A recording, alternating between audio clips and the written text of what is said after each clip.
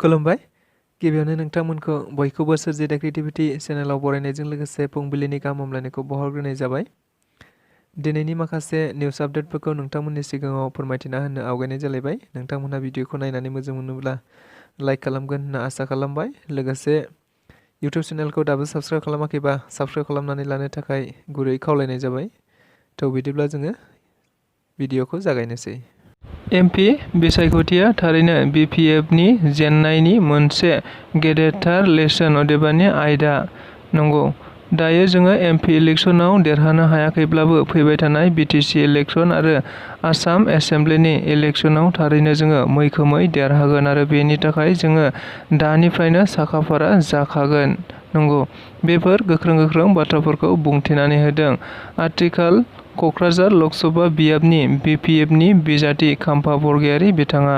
मिथिनो मोननाय बायदिब्ला देग्लाय 2024 मायथाइनि 8थि लकसभा बिसायख'थिनि फिथाइखौ मैया साननायनि उनावनो खाम्फा बरगयारी बिथाङा क'क्राझार लकसभा बियाबनिफ्राय जेनखांनायनि उनाव मोनसे खौरांगिरि मेलनि गेजेरजों बे बाथ्राखौ बुंथिनानै होदों। जों बयबो मिथिदों दि थारैनो बिपिएफ राजखान्थि दोलोआ गाव हारसिङैनो आसामाव गासै 9 लकसभा बियाबाव बिजाथि फसंदोंमोन, नाथाय मिथिनो मोननाय बायदिब्ला बिथांमोनहा मोनसेबो लकसभा बियाबावनो देरहानो हायाखै होननानैबो जोङो खौरां बिजोंफोरनि गेजेरजों मिथिनो मोननाय जाबाय। नंगौ, जायखौ नोजोर बोनानैनो मैया क'क्राझार लकसभा बियाबनि बिजाथि खाम्फा बरगयारी बिथाङा रिजाल्ट मोनखांनायनि उनाव मोनसे खौरांगिरि मेलनि गेजेरजों बे बाथ्राफोरखौ बुंथिनानै होदों।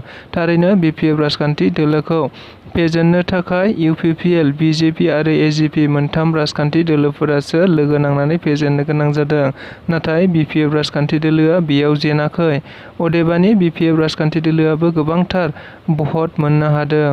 बेनिखायनो दा जेननाया बिपिएफ राजखान्थि दोलोनि मोनसे सोलोंनो गोनां आयदा होननानै बिथाङा बुंथिनायजों लोगोसे फैबाय थानाय बिटिसि बिसायख'थि आरो आसाम एसेम्ब्लिनि बिसायख'थियाव बिपिएफ राजखान्थि दोलोआ मैखोमैनो देरहाफिननानै गोहोगोरा जागोन होननानैबो बुंथिनानै होबावदों।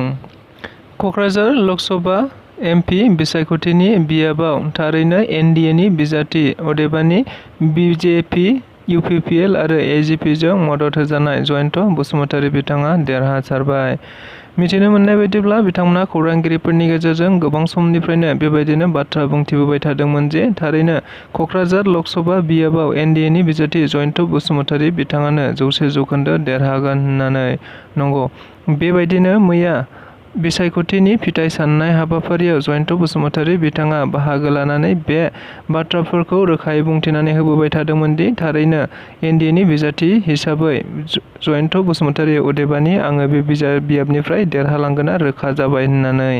नंगौ, बेबायदिनो बिसायख'थि जोबखांनायनि उनावबो थारैनो मोनथिनो मोनबाय अदेबानि एनडिएनि बिजाथि जयन्त बसुमतारी बिथाङानो क'क्राझार लकसभा बियाबाव देरहासारनो हाबाय।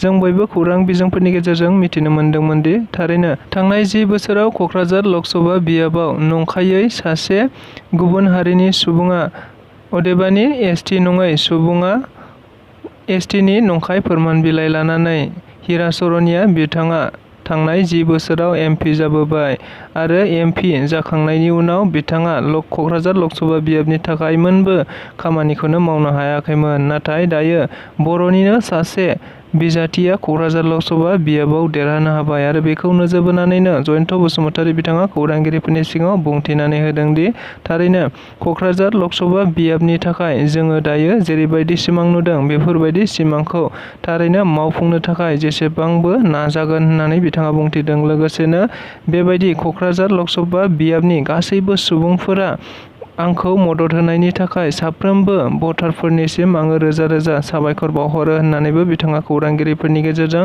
बुंथिनानै होनायखौबो नुहुरनो मोनदों। लोकसभा निर्वाचन আৰু এমএলএ ইলেকশ্যন আৰু কাউন্সিল ইলেকশ্যন ইয়াত বহুত ডিফাৰেঞ্চ আছে।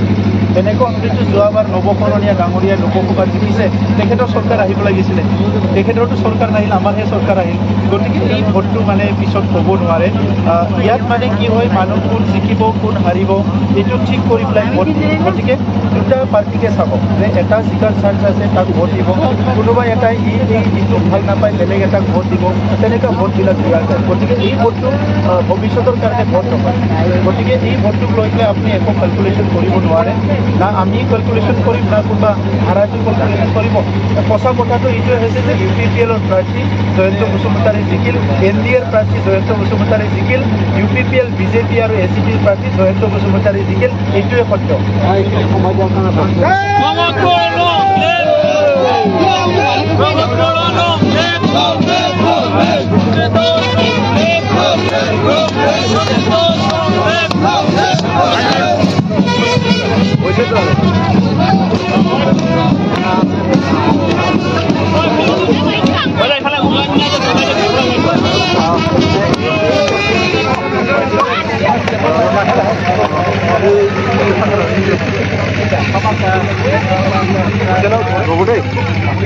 আপুনি ইফালে আহি যাওক আপুনি বহি কিনে ইফালে আহি